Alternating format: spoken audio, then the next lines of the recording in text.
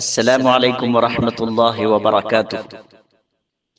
പ്രിയപ്പെട്ട സുഹൃത്തുക്കളെ, ഹൽക്കിന്റെ അക്ഷരങ്ങളാണ് നമ്മൾ പരിചയപ്പെടുന്നത്. ഹൽക്ക്, തൊണ്ടയിൽ 3 മഖ്റജുകളാണുള്ളത്. അഖ്സൽ ഹൽക്ക്, തൊണ്ടയുടെ അങ്ങേയറ്റം, നെഞ്ചിനോട് അടുത്ത ഭാഗം, അവിടെ നിന്ന് 2 അക്ഷരങ്ങൾ ഹംസ്, ഹ. ഇതിൽ ഹംസയെ കുറിച്ച് നമ്മൾ ചർച്ച ചെയ്തു. ഇനി ഹാഇനെ കുറിച്ചാണ് നമുക്ക് പറയാനുള്ളത്. ഹ, തൊണ്ടയുടെ ഏറ്റവും അങ്ങേയറ്റത്ത് നിന്ന് ഹംസ വരുന്ന അതേ സ്ഥലത്ത് നിന്നാണ് ഹാവും വരുന്നത്. രണ്ടും തമ്മിലുള്ള വ്യത്യാസം, അ എന്ന് പറയുമ്പോൾ തീരെ ശ്വാസം പുറത്തേക്ക് വരില്ല. ഹ എന്ന് പറയുമ്പോൾ നന്നായി കാറ്റ് പുറത്തേക്ക് വരുന്നുണ്ട്. ഇതിന് ഹംസ് എന്നാണ് പറയുക, അതായത് ഉച്ചരിക്കുമ്പോൾ ശ്വാസം പുറത്തേക്ക് വരുന്നത്. ഈ ഒരു സിഫത്ത് കൊണ്ടാണ് ഹംസയും ഹാവും തമ്മിൽ വേർതിരിയുന്നത്. ഹ ഉച്ചരിക്കുമ്പോൾ നമ്മൾ പ്രത്യേകമായി ശ്രദ്ധിക്കാനുള്ള ഒരു സിഫത്താണ് നാവ് മുകളിലേക്ക് ഉയരാതിരിക്കുക. അതായത് ഇസ്തിഅലാഇന്റെ വിപരീതം, ഓപ്പോസിറ്റ്. ഇസ്തിഅല എന്ന് പറഞ്ഞാൽ അക്ഷരം ഉച്ചരിക്കുമ്പോൾ നാവ് മേലെ അണ്ണാക്കിലേക്ക് ഉയരുക. അപ്പോ ഇസ്തിഫാൽ എന്ന് പറഞ്ഞാൽ നാവ് മുകളിലേക്ക് ഉയരാതിരിക്കുക, നാവ് വായുടെ പ്രതലത്തിലേക്ക് താഴ്ന്നു നിൽക്കുക. ഹ ഉച്ചരിക്കുമ്പോൾ നമ്മൾ എപ്പോഴും ഇസ്തിഅല വരാതെ സൂക്ഷിക്കേണ്ടതാണ്. ചില ഉദാഹരണങ്ങൾ നോക്കാം. ബിസ്മില്ലാഹിർ റഹ്മാനിർ റഹീം, വശംസി വദുഹാഹാ. വദുഹാഹ എന്ന് പറയരുത്. വദുഹാഹാ വദുഹാഹാ വൽഖമരി ഇദാ തലാഹാ വൽഖമരി ഇദാ തലാഹാ. ഇദാ തലാഹാ എന്ന് പറയരുത്.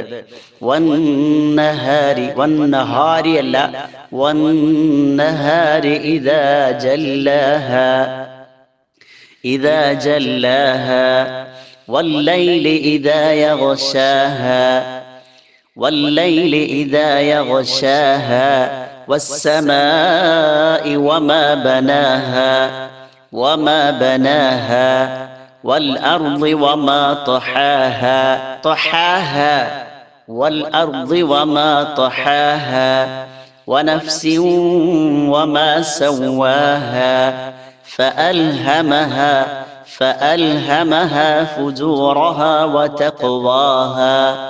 ഈ രൂപത്തിൽ ഇസ്തിഫാൽ ചെയ്ത്, അതായത് നേർപ്പിച്ച് ഉച്ചരിക്കേണ്ടത്. നാവ് മുകളിലേക്ക് ഉയരുന്ന രൂപത്തിൽ നമ്മൾ ഒരിക്കലും ഹ പറയരുത്. അത് നമ്മൾ പ്രത്യേകമായി ശ്രദ്ധിക്കേണ്ട ഒരു സിഫത്താണ്. ഇനിയുള്ളത് തൊണ്ടയുടെ മധ്യഭാഗത്ത് നിന്ന് വരുന്ന അക്ഷരങ്ങൾ. ഐൻ, ഹ. ഐൻ ഉച്ചരിക്കുമ്പോൾ ജഹർ, ആ എന്നുച്ചരിക്കുമ്പോൾ തീരെ കാറ്റ് പുറത്തേക്ക് പോകുന്നില്ല. അതാണ് അതിന്റെ ഒരു വിശേഷണം. ഹാഇനെ പറഞ്ഞതുപോലെ ഇസ്തിഫാല് ഈ ഐനിനും ഉണ്ട്. അതുകൊണ്ട് ഐൻ ഉച്ചരിക്കുമ്പോൾ ഒരിക്കലും ഇസ്തിഅല വന്നു പോകരുത്. അത് മുഴപ്പിച്ച് ഉച്ചരിക്കുന്ന, വലുതാക്കി ഉച്ചരിക്കുന്ന അവസ്ഥ ഉണ്ടാകരുത്. അതുപോലെ ഐൻ ഉച്ചരിക്കുന്ന സമയത്ത് പല ആളുകൾക്കും വലിയ തെറ്റ് സംഭവിക്കാറുണ്ട്. അങ്ങനെ ഒരിക്കലും നമ്മൾ ഐന് പറയരുത്. അല്ല, ഐൻ.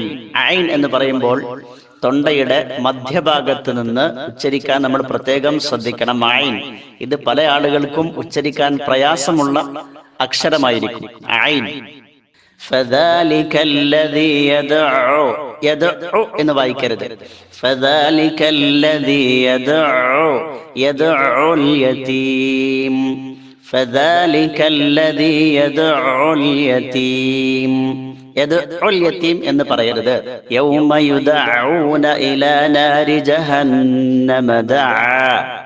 യൗമ യുദഊന ഇലാ നാരി ജഹന്നമ ദഅ അങ്ങനെ വായിക്കരുത്.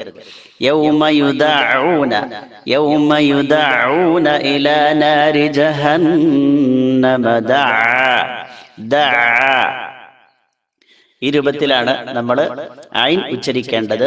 അതേപോലെ തന്നെ നേരത്തെ നമ്മൾ പറഞ്ഞു, ഇസ്തിഅല വരരുത്, വലുതാക്കി ഉച്ചരിക്കുന്ന സ്വഭാവം വരരുത്. നമ്മളിപ്പോൾ ചർച്ച ചെയ്തുകൊണ്ടിരിക്കുന്ന സൂറത്തുൽ ഇൻഷിറാഹിൽ ഒരുപാട് സ്ഥലത്ത് ഐന് വരുന്നുണ്ട്. നമ്മൾ ഒന്ന് പ്രത്യേകം ശ്രദ്ധിക്കണം.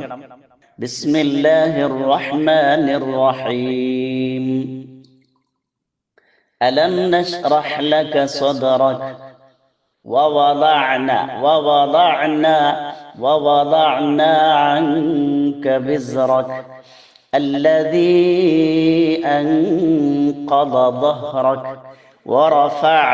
ورفعنا لك ذكرك فإن مع العسر يسرا إن مع العسر يسرا فإذا فرغت فانصب وإلى ربك فارغب. അടുത്ത അക്ഷരം ഹ. ഐന് പറയുന്ന അതേ സ്ഥലത്ത് നിന്ന് തന്നെയാണ് ഹ വരുന്നത്. അവിടെ ഈ രണ്ടക്ഷരങ്ങൾ തമ്മിൽ വ്യത്യാസപ്പെടുന്നത് ഹ ഉച്ചരിക്കുമ്പോൾ ശ്വാസം പുറത്തേക്ക് വരുന്നു, ഐൻ ഉച്ചരിക്കുമ്പോൾ ശ്വാസം തീരെ പുറത്തേക്ക് വരുന്നില്ല. ഈ ഒരു സിഫത്ത് കൊണ്ടാണ് ഇത് രണ്ടും തമ്മിൽ വേർതിരിയുന്നത്. ഐൻ പോലെ തന്നെ പലർക്കും പ്രയാസമുള്ള ഒരക്ഷരമാണ് ഹ. ഹ പലപ്പോഴും ഹ എന്ന് പറഞ്ഞു പോകും. അതുകൊണ്ട് അത് നമ്മൾ വളരെ ശ്രദ്ധിക്കണം. ഹ ഹ. അലം നശ്റഹ് ലക സദ്റക. അൽഹംദുലില്ലാഹി വമാ ഹുവ ബിമുസഹ്സിഹിഹി ولتجدنهم أحرص الناس على حياة ومن الذين أشركوا يود أحدهم لو يعمر 1000 سنة وما هو بمزحزحه من العذاب أن يعمر وما هو بمزحزحه من العذاب أن يعمر والله بصير بما يعملون. ഇനിയുള്ളത് അദ്നൽ ഹൽഖ്, തൊണ്ടയുടെ വായയുടെ ഏറ്റവും അടുത്ത ഭാഗത്ത് നിന്ന് വരുന്ന അക്ഷരങ്ങൾ. ഗൈൻ, ഖ. ഈ രണ്ടക്ഷരങ്ങളും ഇസ്തേലയോടുകൂടെ വലുതാക്കി ഉച്ചരിക്കേണ്ട അക്ഷരങ്ങളാണ്. നേരത്തെ നമ്മൾ ഐനും ഹാവും പറഞ്ഞതുപോലെ ഐൻ ഹ അങ്ങനെയല്ല. ഗൈരിൽ മഗ്ദൂബി എന്ന് വായിക്കരുത്. ഗൈരിൽ മഗ്ദൂബി അലൈഹിം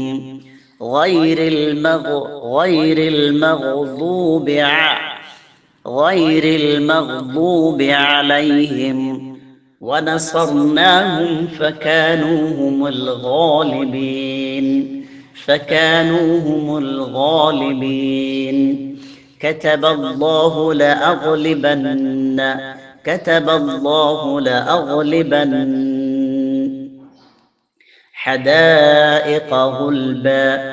حدائق غلبا والله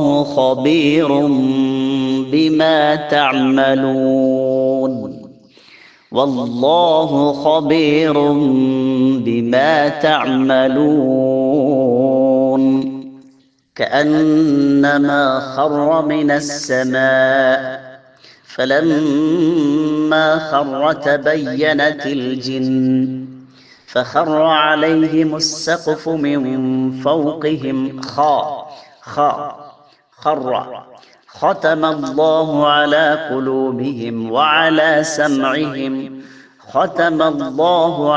قلوبهم وعلى سمعهم